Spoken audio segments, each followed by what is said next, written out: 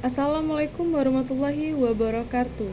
Teman-teman, saya Sabina Salsabila, mahasiswa jurusan Hukum Fakultas Hukum Universitas Bangka Belitung dengan nomor induk mahasiswa 40120111117.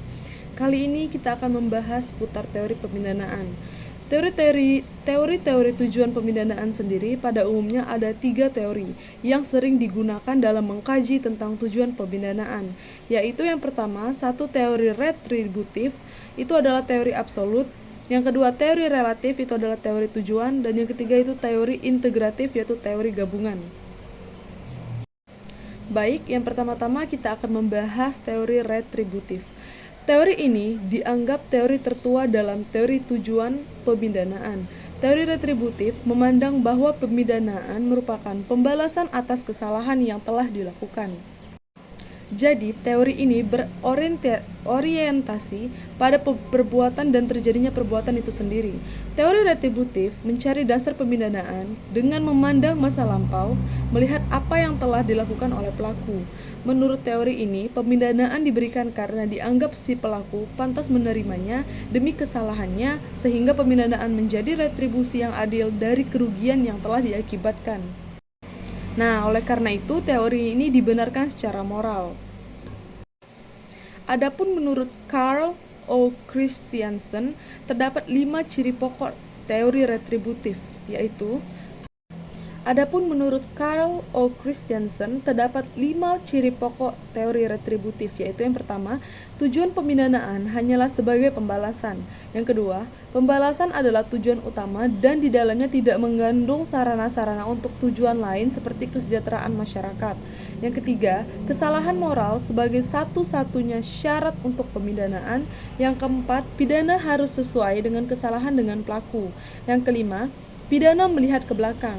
Ia sebagai pencelaan yang murni dan bertujuan tidak untuk memperbaiki, mendidik, dan meresosialisasi pelaku. Dari pendapat Nigel Walker, teori retributif ini terdapat 2 golongan yang menganut teori retributif, yaitu pertama, teori retributif murni yang memandang bahwa pidana harus sepadan dengan kesalahan. Yang kedua, teori retributif tidak murni yang kemudian terbagi menjadi 2 lagi, yaitu yang pertama, penganut teori retributif terbatas yang berpandangan bahwa pidana tidak harus sepadan dengan kesalahan. Yang lebih penting adalah keadaan yang tidak menyenangkan yang ditimbulkan oleh sanksi dalam hukum pidana itu harus tidak melebihi batas-batas yang tepat untuk menetapkan kesalahan pelanggaran. Yang kedua, penganut teori retributif distribusi, di mana tidak hanya melepaskan gagasan bahwa sanksi dalam hukum pidana harus dirancang dengan pandangan pada pembalasan, namun juga pada gagasan bahwa harus ada batas yang tepat dalam retribusi pada beratnya sanksi. Selanjutnya, kita akan membahas teori pemindanaan relatif atau tujuan. Teori ini memiliki 3 tujuan utama, yaitu pertama, preventif, di mana pemindanaan untuk melindungi masyarakat dengan menempatkan pelaku kejahatan terpisah dari suatu masyarakat. Yang kedua, reformatif, di mana untuk merubah pola pikir masyarakat yang awalnya tidak takut menjadi takut untuk melakukan kejahatan. Yang ketiga, deterrence, di mana untuk menimbulkan rasa takut melakukan kejahatan. Adapun ciri pokok teori ini menurut Karl O. Christiansen, yaitu pertama, tujuan pemindanaan adalah pencegahan. Yang kedua, pencegahan bukan tujuan akhir tapi hanya sebagai sarana untuk mencapai tujuan yang lebih tinggi, yaitu kesejahteraan masyarakat.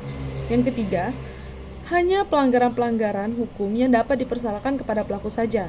Yang keempat, pidana harus ditetapkan berdasarkan tujuan sebagai alat pencegahan kejahatan. Yang kelima, pidana melihat ke depan atau bersifat profestik.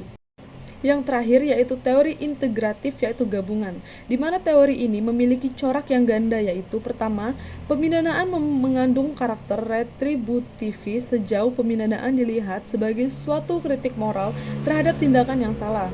Yang kedua, karakter relatif terletak pada tujuan kritik moral tersebut adalah suatu reformasi atau perubahan perilaku si terpidana di kemudian hari.